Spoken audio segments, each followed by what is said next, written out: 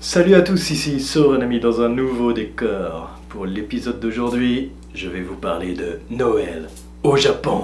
Mon nom est Soranami.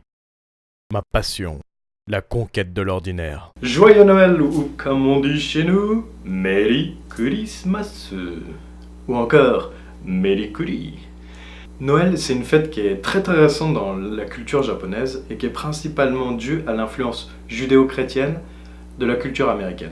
Et il faut savoir que Noël au Japon, c'est complètement différent de ce qu'on peut retrouver en France ou en Europe ou encore aux États-Unis. Fête qui est principalement marketing, qui est faite pour vendre des jouets, mais aussi des bijoux, etc. Enfin, toutes les choses qu'on peut offrir à Noël. Seulement, contrairement en France où Noël est une fête très familiale et le Nouvel An va être une fête plutôt sociale qui se fait avec des gens qui sont dans un cercle moins intime de personnes, comme les amis ou même par exemple quand on va en boîte ou dans des bars, etc.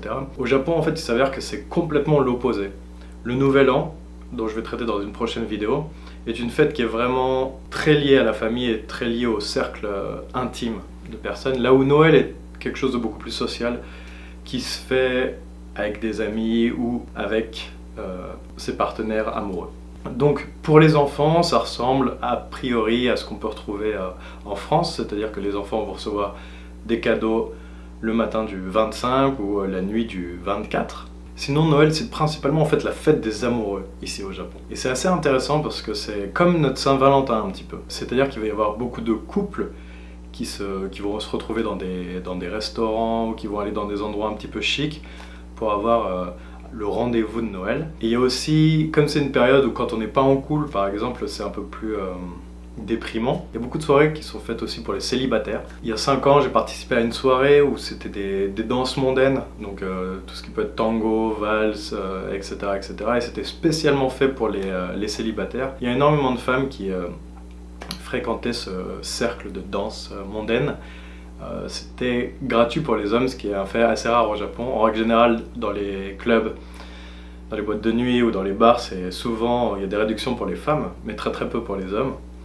Et donc c'était assez intéressant. Et donc j'avais participé à cette soirée mondaine pour trouver donc des partenaires amoureux. Et il y a aussi il y a énormément de restaurants donc, qui ont qui font beaucoup de leur chiffre d'affaires à la période de Noël. Il faut réserver plusieurs jours en avance si on veut réussir à avoir une table dans un restaurant un petit peu huppé de la ville. Au Japon, à la base, donc, il y a un jour férié très proche de Noël, mais c'est pas le 25 décembre, c'est le 23 décembre, et en fait c'est l'anniversaire de l'empereur actuel.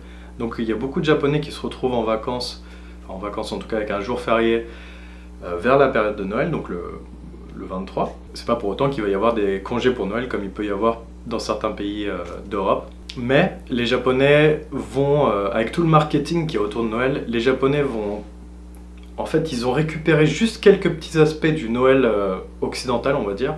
Pour les Japonais, en fait, marquer Noël, c'est principalement deux choses. Il faut qu'il y ait le gâteau de Noël et aussi il faut manger du poulet. Parce que manger du poulet, c'est pas forcément comme chez nous où on fait genre un poulet ou un poulet chapon par exemple, ou de la dinde par exemple pour Noël, avec différents assortiments.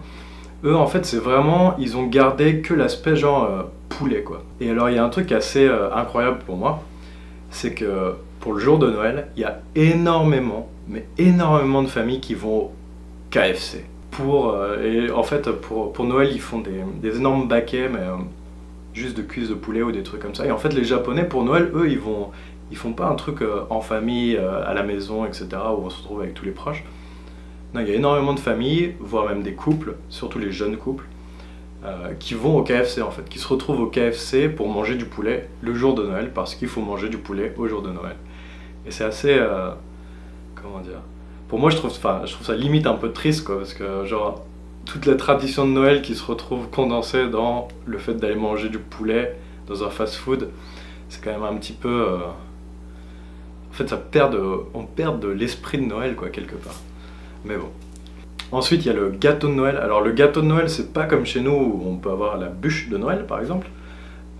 C'est un truc qui porte juste le nom de gâteau de Noël. Et en fait, les gâteaux de Noël, c'est tout et n'importe quoi. En fait, c'est tout tout ce qui peut ressembler à un gâteau, je dirais un gâteau un peu de style occidental, comme nous, ce qu'on peut retrouver dans la majorité de nos pâtisseries. Mais c'est des gâteaux qui sont vraiment très très lambda, quoi. C'est genre un gâteau au chocolat avec un peu de génoise, une tarte aux fruits. Bon, parfois il y a des trucs un peu plus Noël, avec genre des... Il y a parfois des espèces de bûches au marron. Mais bon, la majorité du temps, ça va être un gâteau génoise blanc, genre un peu comme les gâteaux de mariage, agrémenté de crème chantilly et de fraises. C'est un des trucs les plus courants ici au Japon, enfin en tout cas dans la majorité des boulangeries quand on va acheter un gâteau de Noël, c'est ce genre de gâteau qu'on obtient. Et je trouve ça, ouais, c'est vraiment assez étrange, quoi, et perturbant quand on est habitué à voir la tradition de Noël française, de voir qu'en fait ils ont juste pris certains des symboles et ils les ont suivis, mais en fait juste en gardant juste le symbole et sans avoir tout le background qu'il peut y avoir derrière, quoi. Après, il y a des gens aussi qui, pour le jour de Noël, vont se retrouver dans un bar, dans un restaurant ou dans la maison de leurs amis, et ils vont s'échanger aussi des cadeaux, ce qui ressemblerait un peu plus à ce qu'on peut avoir chez nous, mais ça prend plus l'aspect d'un côté festif, comme pour nous, pour le Nouvel An, en fait, où les gens vont beaucoup boire, beaucoup faire la fête ensemble, et ça va être juste un des aspects de cette fête, parce qu'on est vers le moment de Noël, de juste s'échanger des cadeaux. Au lieu de passer un moment, on va dire, plus convivial, plus exclusif avec des personnes qu'on considère intimes, ça va être une fête comme il peut y avoir une fête quand on fait la fête chez quelqu'un, mais sans que ce soit forcément Noël. Il y a juste l'aspect, on va s'échanger 2-3 petits cadeaux en plus, quoi.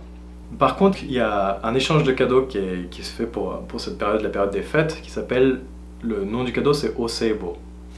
Et Oseibo, ça veut juste dire, c'est quand c'est la fin de l'année, en fait, c'est l'année qui se termine.